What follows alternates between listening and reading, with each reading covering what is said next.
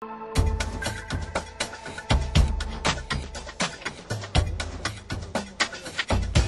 it comes to planning, Al-Qaeda is in a league of its own. The IRA might have planned months ahead. Al-Qaeda planned in years. Bin Laden was gradually building up a network, a secret network of radical Islamist groups around the world. Now, many of them were already fighting their own local conflicts, but they became increasingly receptive to Bin Laden's call for global jihad. That's holy war against America and the West.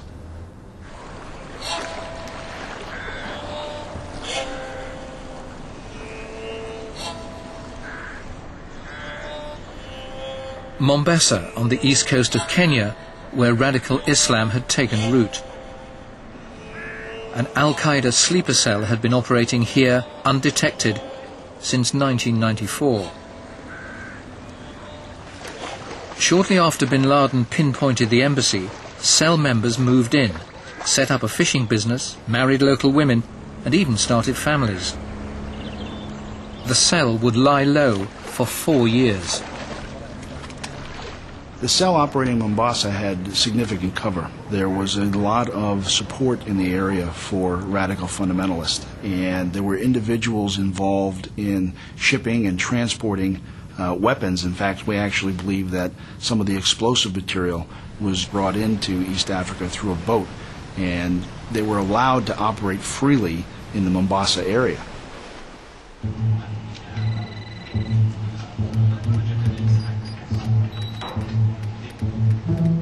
The CIA and FBI were aware of the growing threat from Bin Laden and were monitoring his activities through a secret unit known as Alex Station.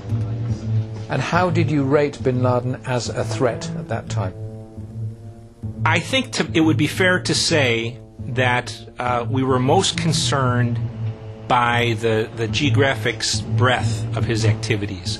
We frankly didn't know what kind of a threat he was, but he hated us. He had, of course, his own sources of money and arms, and we couldn't get near him. A year before the bombing, Alex Station planned an operation to disrupt an Al-Qaeda cell in Nairobi. They raided a house, seized a laptop, and retrieved a deleted letter from the hard drive. It revealed that Al-Qaeda members in Kenya were awaiting Bin Laden's instruction to strike. They came tantalizingly close to uncovering the plot, but critically failed to identify the sleeper cell in Mombasa. By this time, Alex Station was working on an audacious scheme to strike at the heart of Al-Qaeda. They were planning to kidnap Bin Laden. The plan was to go in at night into the compound that he lived in Tarnak Farm and try to spirit him out of there. Try to spirit him out? Yes, try to grab him and take him out because we weren't allowed to kill him. We had to plan it as an operation to kidnap him. The operation was planned with meticulous attention to detail.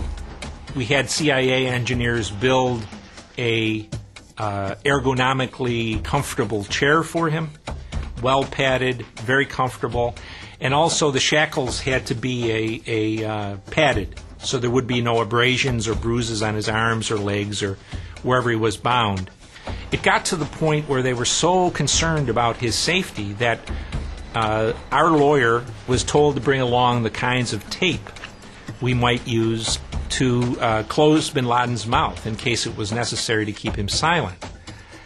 So our lawyer took down a clear plastic tape, duct tape, and adhesive, and the lawyer sat around playing with the tape trying to figure out which would be least abrasive to his facial hair.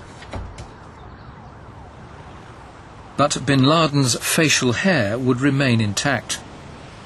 Senior officials in Washington were reluctant to give the green light. Just 10 weeks before the embassy bombing, the kidnap plan was dropped. Why was it cancelled? I think there was a number of reasons. Mr. Clinton and the cabinet had talked about it for several days and decided it was too dangerous. They didn't want to lose our assets, and they were afraid if Bin Laden was killed, the United States would be accused of assassination. By this time, 2 Saudis had already been selected for the suicide mission in Nairobi. Jihad Muhammad Ali and Muhammad Alawali were now preparing themselves for martyrdom.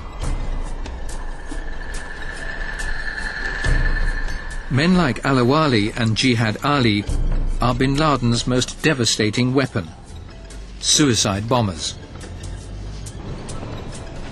I remember interviewing one would-be suicide bomber in the Middle East and being struck by his unquestioning commitment to his cause and his determination to kill himself and many others, all in the name of Allah.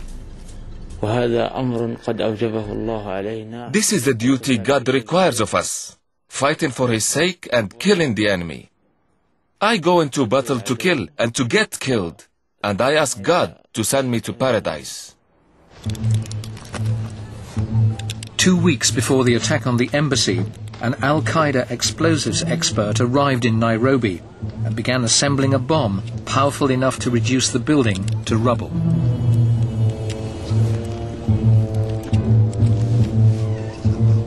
Alawali and Jihad Ali were reunited in the bomb maker's rented house 4 days before the attack. Together they went through the details of the plan.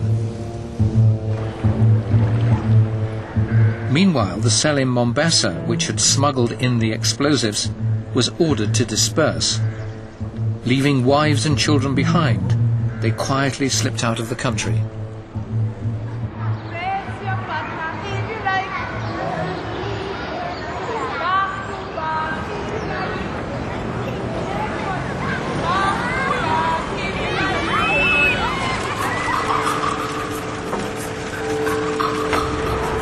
On the morning of Friday, August the 7th, Alawali and Jihad Ali set off in a truck loaded with explosives.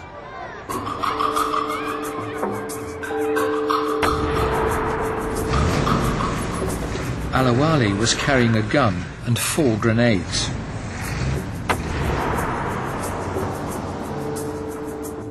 Ellen Boomer had been working at the embassy for just 4 weeks. I can remember it as clear as if it was yesterday sometimes. I had my cappuccino. I did that every morning.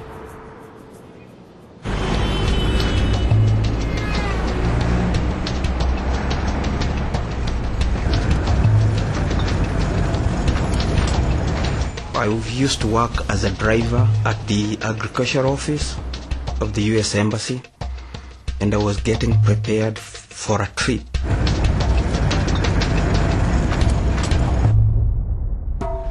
Naomi Karonga worked for the Kenyan government in the 22-story building right next door to the embassy. That morning of 7th August, Friday, I was in my office in a cooperative house, 10th floor. I was in the building across from the small parking lot that was in the rear of our embassy. I was speaking with the Minister of Commerce.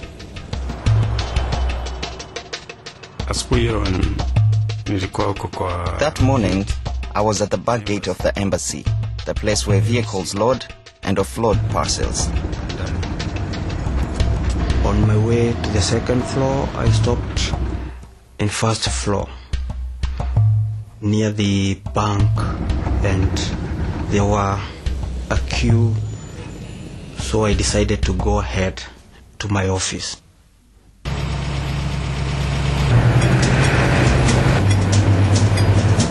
When the truck pulled up at the back of the embassy, Alawali jumped out and asked the security guard to open the gate. The guard was suspicious and played for time. I said, yes, I'll open the gate. That's my job. But I haven't got the keys at the moment. You'll have to go to the reception. Alawali reached for his grenades. It was just me and the driver. And we were both standing there, and we heard this loud. We went to the window to see what is going on. Most people got up and went to the window. I said, what was that? And he said, oh no, let me look. Stuck outside the gate, Jihad Ali decided the moment had come.